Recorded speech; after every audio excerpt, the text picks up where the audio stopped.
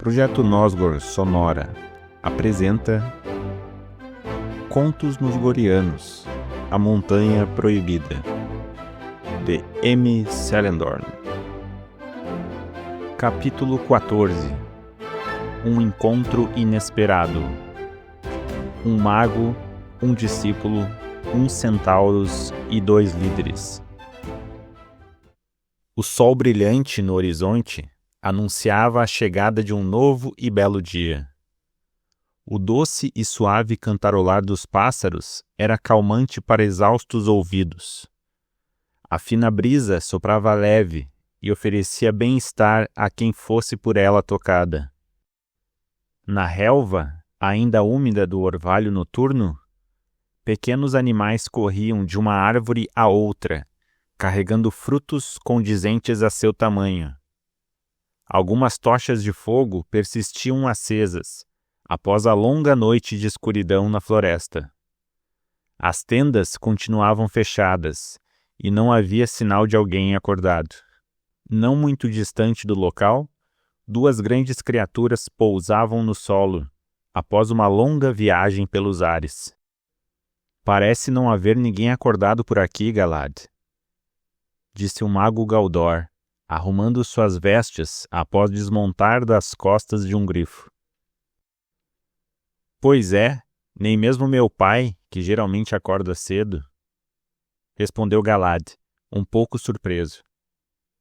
"Deveriam estar todos muito cansados." Galad encaminhou-se para perto das tendas. "Espere, Galad", bradou o mago, segurando o discípulo pelo braço.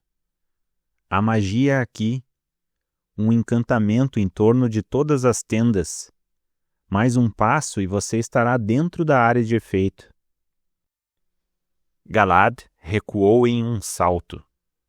Depois do velho mago o alertar, o filho de Elgar percebeu haver uma redoma, quase que invisível, em torno do acampamento dos humanos. Ele não percebeu a magia antes, justamente por estar desabituado com as artes mágicas. Felizmente, Galdor o acompanhava e o preveniu de entrar na cúpula transparente. "O que é isso?" indagou Galad, perplexo. "O que o senhor pensa que seja essa magia, mestre? Será alguma barreira contra animais selvagens?" "Não estou certo disso, Galad", respondeu Galdor, analisando a redoma mágica e conferindo o tamanho de sua abrangência.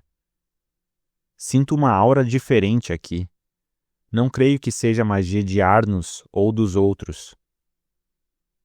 O mago observou, analisou. Então, ergueu sua mão até a parede mágica. Galdor tocou sua mão na redoma quase invisível de magia e nada sentiu. Então, decidiu transpassar seu braço, na tentativa de comprovar que a parede da cúpula mágica não era sólida. "Definitivamente não é uma retenção", disse o grande mago, agitando seu braço dentro da superfície mágica transparente.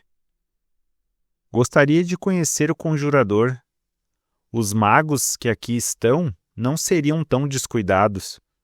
Uma redoma de proteção não ficaria visível a olhos nus e teria um pouco mais de solidez." Galdor segurou firme seu cajado com as 2 mãos, preparando-se para desfazer a magia sobre o acampamento. Antes mesmo que pudesse mover seu cajado ao alto para batê-lo contra o solo, a fim de anular a magia envolta às tendas, Galdor foi surpreendido por uma voz advinda da floresta. "Espere, Ancarato", bradou a grave, porém suave voz, provinda do meio das árvores. Para espanto de Galad, 3 grandes e imponentes figuras surgiram do meio das árvores e arbustos. Os 3 altivos centauros aproximaram-se lentamente de Galdor. Galad preparou-se para sacar seu cajado, preso às costas. Contudo, com um gesto, Galdor solicitou que ele não fizesse nada. O que está acontecendo, Acarã? Indagou Galdor, ao mais robusto e, aparentemente, o mais velho dos 3 centauros. Você é o responsável por esta cúpula mágica? Eu sabia que você voltaria até aqui, iniciou Acarã, sereno. Esta mágica sobre os que estão dormindo é para que não se acordem tão logo. Preciso ter uma importante conversa com você, Ancárato. Galad, que estava às costas de Galdor, um pouco distante, aproximou-se do mestre e indagou. Do que ele lhe chamou, mestre? Cochichou o filho de Elgar ao mago. Este é meu nome dentre os centauros, Galad. Cochichou Galdor de volta, respondendo à pergunta fora de questão do discípulo. Acarã, curioso, inclinou seu torso para poder observar Galad melhor, pois o filho de Elgar estava encoberto pela presença de Galdor. Diga-me, Ancárato, disse o senhor dos centauros, firme. Quem é este que o acompanha? Acarã foi cuidadoso ao questionar a identidade do indivíduo desconhecido. O mago solicitou a Galad que se aproximasse. Galad, visivelmente inseguro, deu um passo à frente e permaneceu ao lado de Galdor. Este é Galad, um dos filhos de Elgar, respondeu Galdor, solícito. Ele desistiu da competição do pai e me acompanha para terminar algumas lições de magia. Há muito tempo, eu o iniciei nas artes mágicas. Acarã curvou-se em respeito. Galad fez o mesmo. Parece-me que ainda resta sensatez em sua família, Galad, disse o grande centauro, em tom irônico. Pelo menos, você me parece sensato por desistir da competição de seu pai. Galad, acanhado, apenas balançou a cabeça em gesto afirmativo e sorriu.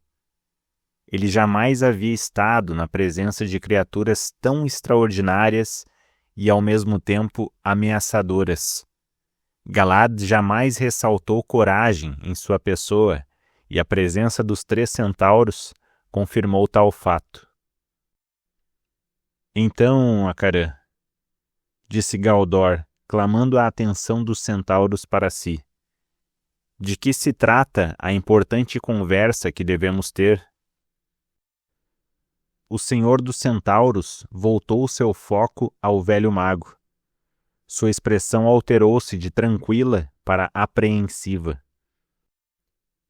Temo que Elgar não mantenha sua palavra sobre o fim deste infeliz evento, Ancárato. Iniciou o imponente centauro em um tom sério. Na noite passada, ele mostrou-se bastante atormentado. Pressinto que, após a conversa com seu primogênito, Elgar voltará em sua decisão. O altivo Acarã mostrou-se decepcionado. Isto é impossível, Acarã, interviu Galdor, incrédulo. Elgar parecia irredutível em relação à sua última decisão. Ele garantiu que a competição não continuaria. Ele não pode estar tão oscilante. É lamentável, Ancárato, iniciou o senhor dos centauros, centrado. Mas a ocasião me obrigou a isto. Esta cúpula mágica não serviu apenas para prolongar o sono dos que ali dormem, mas serviu para que os sonhos de Elgar iluminem suas ideias. Em breve, todos acordarão, e preciso muito de sua ajuda, amigo. Em que este velho mago lhe pode ser útil, meu caro? Indagou Galdor, em tom de zelo. Gostaria profundamente que você guie os próximos passos de Elgar, disse Acarã, firme. Espero que você o impeça de prosseguir com a competição. Além disso, você é o único que pode conduzi-lo nos dias que virão. Sinto que presenciaremos tempos difíceis a partir de hoje. Acaran alterou sua feição para preocupação. Conte comigo, Acaran, respondeu Galdor prontamente. Parece que não é a primeira vez que escuto essas palavras preventivas. Mas não se preocupe. Elgar decidiu pôr um fim na competição e assim ele fará. Acredito que ele não nos decepcionará. Galdor tentou demonstrar-se confiante nas palavras sobre seu líder. O líder dos centauros fitou o velho mago nos olhos. Os dois trocaram olhares por alguns segundos. O centauro voltou sua atenção para o acampamento e a cúpula mágica. Em seu coração, Acaran desejava com veemência que Elgar pusesse um fim à competição. Entretanto, o senhor dos centauros tinha um pressentimento de que a resolução daquele assunto seria totalmente diferente do esperado. Contudo, não havia mais nada a fazer a não ser esperar. Bastava a Acaran aguardar para que o futuro fosse próspero e tranquilo. Certo, Ancárato, concordou Acaran, aliviado. Espero que suas palavras estejam corretas. Aguardemos pelos dias vindouros. Que a luz recaia sobre todos nós e que os deuses guiem nosso caminho. Relembre a força de teu nome. O líder dos centauros curvou-se em cumprimento ao mago, virou-se para a floresta e partiu. Relembre a força de teu nome, respondeu Galdor a Acaran. Os dois centauros que escoltavam Acaran curvaram-se em respeito e também seguiram para dentre as árvores da floresta. No entanto, antes de partir, um dos dois centauros revelou o que aconteceria à redoma mágica. Não se preocupe com nossa magia sobre o acampamento, grande Ancárato, disse o centauro, sério. Em alguns instantes ela se dissipará e todos acordarão do sono a que foram impostos. Relembrem a força de seus nomes. O centauro seguiu, adentrando a floresta. Tudo estava escuro, não havia uma ínfima luz à sua volta. Elgar encontrou-se sozinho em meio a uma profunda e silenciosa escuridão. Não havia nada, nem ao menos um solo para ser pisado. Mas como poderia ficar em pé se não havia um chão? Elgar decidiu andar. Não sabia onde estava, não sabia para onde ia. Apenas andou como um cego, sem direção, em meio às vastas sombras que o abraçavam e o impediam de ver qualquer coisa. Um ruído nasceu do fundo das trevas e ecoou até onde estava Elgar. Não era um eco ou ruído irregular qualquer, era um chamado. Elgar resolveu seguir até onde havia surgido o eco, o chamado. O senhor dos humanos não chegava ao local em momento algum. Ele caminhava e parecia não sair do lugar. Então, atormentado, decidiu correr. Durante sua corrida, pôde ouvir risos em sua volta. Pessoas riam dele. Quem ria dele? Como poderiam rir dele? Ele era o líder dos humanos. Ninguém poderia rir dele. O senhor dos humanos continuou correndo e correndo, confuso, cego, perdido. Inesperadamente, avistou uma pequena luz. Sua visão borrada lhe indicava que estava em uma caverna ou túnel. O pequeno ponto brilhante indicava o final do túnel. Elgar, então, correu mais e mais.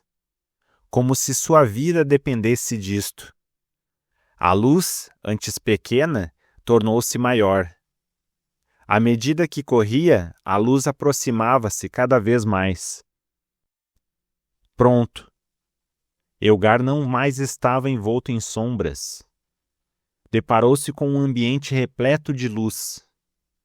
Luz essa tão forte que era impossível abrir os olhos por completo. Uma alta e grave voz ecoou pelo lugar. O que faz aqui, Elgar? Elgar ficou atordoado. Ele foi surpreendido pela manifestação sonora repercutida no local. O velho homem tentava abrir seus olhos, contudo a luz imensa e límpida era muito intensa. Era muito difícil abrir os olhos. Que luz forte! Resmungou Elgar, irritado. O que faz aqui, Elgar? Repetiu a voz, desta vez com mais intensidade. O líder dos humanos esboçou uma resposta, porém era difícil para ele entender o que acontecia. Que local era aquele? De um momento para outro, saiu de sombras profundas para uma infinita luz. Quem era o dono da voz grave e perturbadora que ecoava naquele angustiante local? E o mais importante, o que ele estava fazendo ali? Desculpe, mas estou confuso. Que lugar é esse? Balbuciou Elgar, atordoado com a ocasião. O silêncio dominou o local novamente. Então, subitamente, risos espalharam-se em torno do Senhor dos Humanos, que se jogou ao chão e cobriu a cabeça com as mãos. As risadas se intensificaram e permaneceram em sua volta por alguns instantes. O som era aterrador. O que, afinal, estava acontecendo? Os risos cessaram e a grave voz voltou a falar. Confuso, Elgar? Desde quando, grande líder? O que está fazendo aqui? O que está fazendo consigo mesmo? O que faz a seus filhos e seu povo? Aquela voz lhe soava familiar.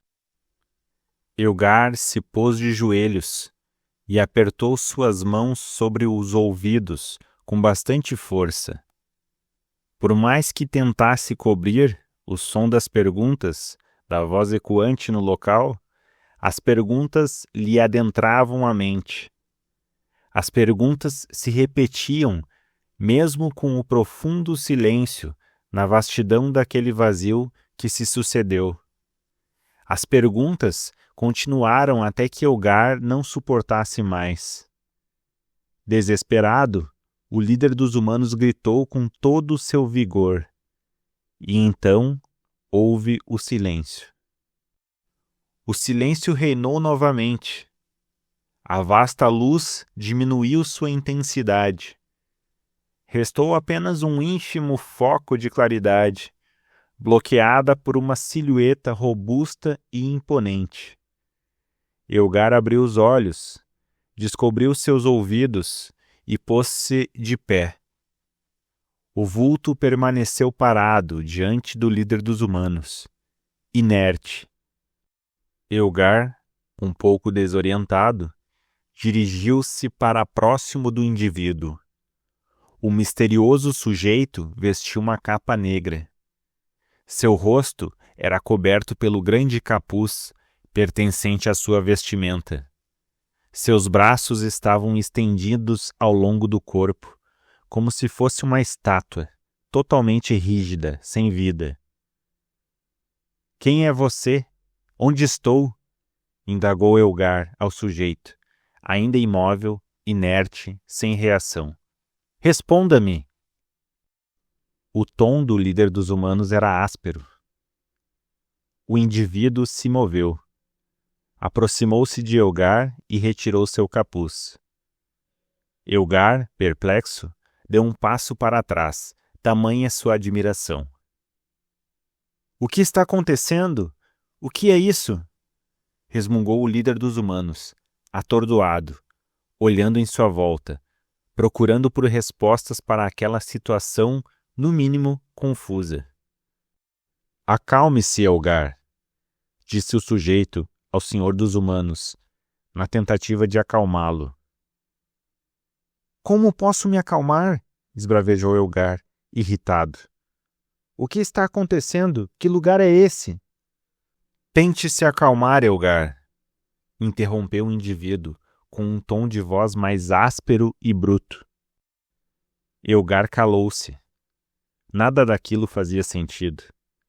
Realmente, a normalidade havia lhes abandonado, pensou. Desesperado, sentou-se naquele chão vazio, sem solo, sem nada, sem vida, apenas iluminado por uma pequena fagulha de luz, provinda detrás do indivíduo. Como posso me acalmar? Exclamou Elgar, atônito. Pelos deuses, você é igual a mim. Você tem o meu rosto. Quem é você? Ora, é simples, Elgar. Sou você, assim como você sou eu. Estou aqui para tentar esclarecer sua mente nebulosa. Isto tudo é loucura, esbravejou Elgar, confuso e perdido. Quero voltar para perto da minha família, para a floresta, para o acampamento onde antes estive. E, num piscar de olhos, Elgar contemplou o cenário à sua volta tomar forma. Subitamente, o líder dos humanos estava sentado em uma clareira da floresta, dentre densas e altas árvores. Ao que parecia, ele estava, novamente, na floresta de Acarã. Está mais calmo agora com esta paisagem? Indagou o Elgar de pé, de trajes negros, ao Elgar confuso, sentado na relva da floresta. O senhor dos humanos olhou em volta e percebeu. Aquele local era o mesmo onde ele tivera sua conversa com Ankar na noite anterior. A diferença é que era dia, pois o sol brilhava no alto do céu azul. Estamos aqui para descobrir quem realmente somos, disse o Elgar de negro, sereno. Na verdade, para descobrirmos quem você é. Nada faz sentido, resmungou Elgar, esfregando suas mãos no rosto. Por que preciso descobrir quem eu sou?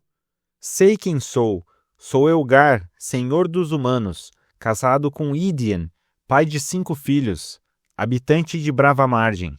Incorreto, interrompeu o Elgar de capa negra, vestindo novamente o capuz sobre sua cabeça. Isso não tem nada a ver com minha vinda até aqui. Pouco me importa se você teve filhos ou onde vive, nem o que fez ou faz. Estamos aqui para definir o que você é, em sua essência. Seu tom era de desprezo. Ele virou-se de costas para o Elgar amedrontado. Como? Não consigo compreender, disse Elgar, hesitante. O que você é? Descreva-me. O Elgar, vestido de negro, andava de um lado a outro, em passos curtos e lentos. Ele parecia impaciente. Houve um momento de silêncio. O senhor dos humanos refletiu sobre as palavras de seu outro eu. Ele entendeu o que sua réplica queria dizer, contudo, não conseguia descrever-se. Não podia discernir se era bom ou mau, valente ou covarde, tolo ou sábio. Como poderia isso acontecer? Elgar não conseguia encontrar adjetivos que o representassem. Por que ele não conseguia? Qual era o verdadeiro motivo daquilo tudo? Eu não sei. Não consigo me definir. Entende o porquê desse encontro? Disse o Elgar de negro, aproximando-se do Elgar confuso. Estou aqui para clarear seus pensamentos, para esclarecer seus questionamentos, para lhe mostrar a verdade. Mas que verdade? A verdade sobre quem você é, Sabemos que, por trás de sua imagem de grandioso e imponente líder dos humanos, você é sozinho, incapaz e covarde. Você é um nada, nunca foi alguém de valor, nem nunca será. Você vive rodeado de pessoas, mas sabe que, na realidade, é sozinho e miserável neste vasto mundo. As palavras proferidas por seu outro eu o machucaram. Elgar nunca havia escutado palavras tão duras e ásperas. Nunca havia se sentido tão constrangido, tão abandonado e dominado pela solidão. Seu silêncio e sua face de tristeza demonstraram isto. O líder dos humanos estava arrasado. E o que dizer desta infeliz ideia da competição? Continuou o Elgar vestido de negro. Você tem medo, tem um interior vazio. Você nem ao menos consegue chorar, Elgar. Suas lágrimas secaram, você está vazio e seco. Sua competição é uma vã tentativa de clamar a atenção de todos para si. Você não tem utilidade alguma, criatura insignificante. Você não é ninguém. Elgar não esboçou reação. Continuou aflito, calado, tomado de apatia e desolação.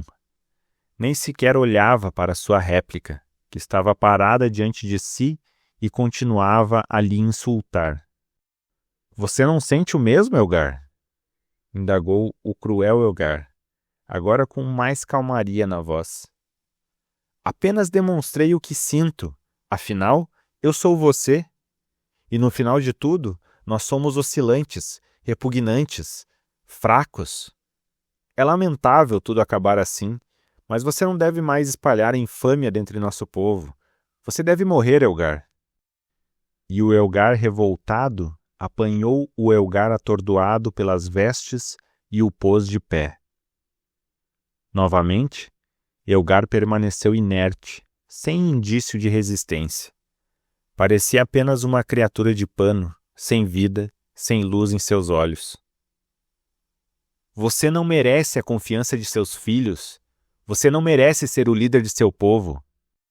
E o Elgar negro desferiu um murro na face do apático Elgar. Desorientado, o senhor dos humanos não resistiu à investida de sua cópia. Elgar estava arruinado. Não conseguia ânimo para responder aos insultos e ataques de sua versão cruel. Logo, acabou caindo ao chão. E o Elgar de vestes negras continuou, covardemente, esmurrando o Elgar caído. Desferiu 3, 4, 5 golpes contra a face do líder dos humanos arrasado. Os ferimentos lhe tomavam a face. A dor física era forte, porém, a dor em sua mente era pior, era excruciante. Ele não conseguia impedir sua versão cruel de machucá-lo, fosse com palavras impiedosas, fosse com dolorosos golpes físicos a seu corpo. Elgar não obtinha estímulo algum para confrontar aquela ameaça.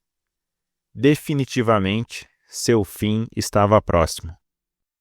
Você é fraco, Elgar, insultou o indivíduo de vestes negras, antes de desferir mais um golpe. Além de fraco, é desonrado. Sua palavra não vale nada, seus valores não existem. Você é a escória de seu povo. E o Elgar negro parecia ter atingido a honra e dignidade do Senhor dos Humanos. Para espanto do cruel Elgar, seu outro eu, totalmente machucado, exibiu uma reação, embora não tenha revidado nenhum golpe. Após emitir um largo sorriso, proferiu algumas palavras, retorquindo as ofensas a ele dirigidas. Minha palavra é minha maior virtude. Minha honra é representada por minha voz. Nunca voltei nem voltarei com minha palavra, murmurou o Elgar machucado e desolado. Para cada ação tomada, há uma reação desencadeada. Para cada palavra proferida, há inúmeros entendimentos. Para toda decisão realizada, existem perspectivas diferentes. Você é simplesmente minha imagem refletida na água límpida de um rio ou em um pedaço de espelho. Você estava confuso, Elgar. Agora não há mais necessidade para essas emoções conturbadas. Encontrei meu caminho de volta. Tenho certeza de quem sou. Os pensamentos turvos de Elgar tornaram-se claros. O Elgar de negro arregalou seus olhos, estupefato com as palavras do outro Elgar, agora restabelecido. O líder dos humanos, antes caído, passou uma das mãos em seu rosto e percebeu que ele estava limpo, sem dor, sem machucado algum. Não existiam mais dúvidas. O Elgar negro levantou-se de cima do Elgar caído. Virou de costas e sumiu, um piscar de olhos, como magia. Como se o vento o soprasse em minúsculas partículas de luz. No mesmo instante, a redoma mágica sumiu do entorno do acampamento. Está na hora de voltar. A experiência havia sido exaustiva. Elgar estava cansado. Logo, se viu novamente em meio às árvores da floresta, sozinho, porém não mais confuso. Então, quando o silêncio dominava novamente o local, o Senhor dos Humanos escutou uma voz bastante agradável e familiar. "Pai!" chamou a voz repetidamente. Era Galad. Elgar olhou em sua volta, procurando pelo filho. Nenhum sinal de Galad. De onde poderia estar vindo o chamado de seu filho? O líder dos humanos avistou um vulto se afastando, dentre as árvores. Elgar pôs-se a correr, tratou de segui-lo. O sujeito correu. A voz de Galad tornou-se mais intensa. O filho de Elgar estava por perto. "Onde estou, afinal? Que lugar é esse?" O Senhor dos Humanos fechou seus olhos brevemente. Quando os abriu, estava deitado. Galad, em seu lado, o olhava com espanto. "Pelas águas de Goratur", reclamou Elgar, esfregando as mãos no rosto. Sua fronte estava suada. "Que pesadelo terrível!" Fim do capítulo 14.